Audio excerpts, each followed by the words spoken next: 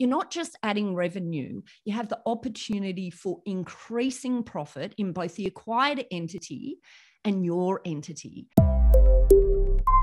The idea that in a single signature, you can double or triple or quadruple the value of your business in comparison to decades of building a business is, I think, the number one reason for SMEs to consider acquisition versus, and I say versus organic, but of course you never stop with the organic, but it's just looking at that as an alternative to just having your blinkers on and only looking at organic, which is where most SMEs are, right? Yeah. So this is about pulling off the blinkers.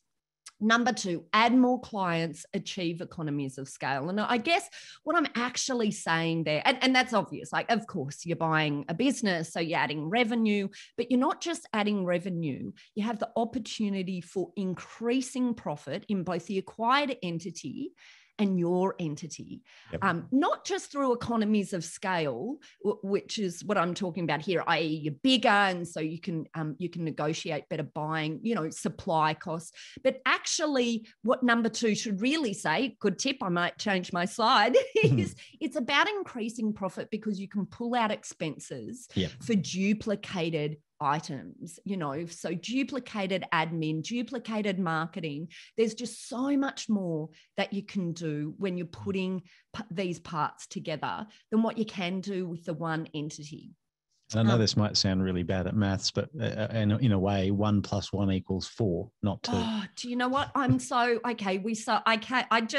just changing all my slides to this, Ben. I'm adding ladders and 1 + 1 = 4. I love it. Adding more services and products to sell to existing clients. Now from, I guess, the first starting point, you're actually providing a more fuller, but you have the opportunity to use acquisition to provide a more fuller service or solution to your clients. So that's the first thing.